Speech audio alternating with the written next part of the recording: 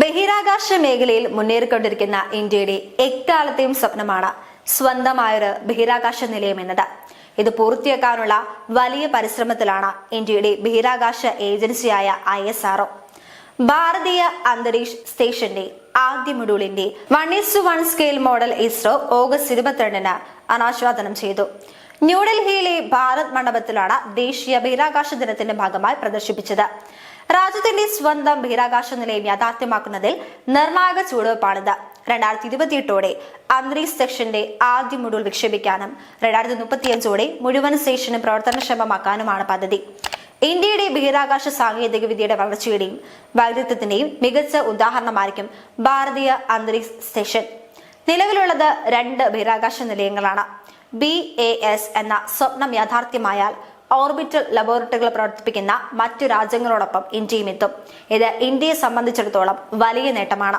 നിലവിൽ 2 ബഹിരാകാശ നിലയങ്ങൾ മാത്രമേ ഉള്ളൂ. അതിലൊന്ന് 5 ബഹിരാകാശ ഏജൻസികൾ നടത്തുന്ന അന്താരാഷ്ട്ര ബഹിരാകാശ നിലയമാണ്. NASA, Roscosmos, European space agency, JAXA, Canadian space agency എന്നിങ്ങനെ വിവിധ രാജ്യങ്ങളിലെ ബഹിരാകാശ ഏജൻസികൾ ചേർന്നാണ് ISS നിർമ്മിച്ചത്. മറ്റൊന്ന് ചൈനയുടെ ടിയാൻഗോങ് ബഹിരാകാശ നിലയമാണ്. 2021 വിക്ഷേപിച്ച ടിയാൻഗോങ് പ്രവർത്തനക്ഷമമാണ്. ഭാരതീയ അന്തരീക്ഷ സ്റ്റേഷന്റെ രൂപകൽപ്പന 5 മൊഡ്യൂളുകൾ ചേർന്നതാണ്. ഭാരതീയ അന്തരീക്ഷ സ്റ്റേഷന്റെ രൂപകൽപ്പന ഓരോന്നിനും ഏകദേശം 52 ഭാരണമുണ്ടാകും. ഇതിനു പുറമെ 2028-നും 2035-നും ഇടയിലായി 5 LVM-3യുടെ കൂടെ കൂട്ടിച്ചേർക്കപ്പെടും. ആദ്യ മൊഡ്യൂളായ ബേസ് മൊഡ്യൂളാണ് 2028-ൽ വിക്ഷേപിക്കുന്നത്. മുഴുവൻ സ്റ്റേഷനുകളും 2035ഓടെ പ്രവർത്തനക്ഷമമാകും.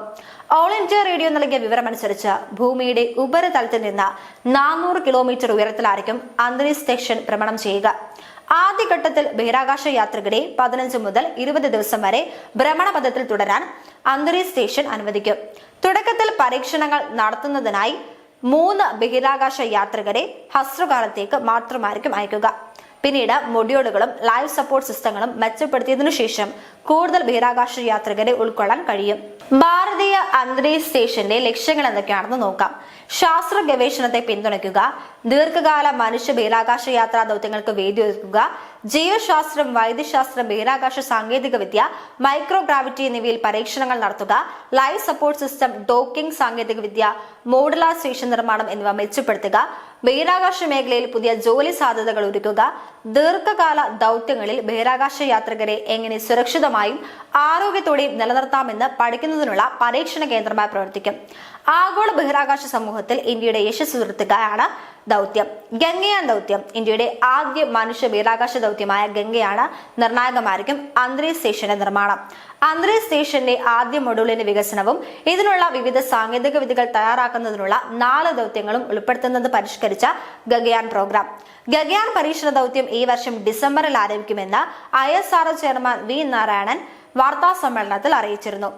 ബഹിരാകാശ രംഗത്തെ ഇന്ത്യയുടെ കുതിപ്പ്. ബഹിരാകാശ രംഗത്ത് ആഗോളതലത്തിൽ വലിയ ശക്തിയായി മാറിക്കൊണ്ടിരിക്കുകയാണ് ഇന്ത്യ.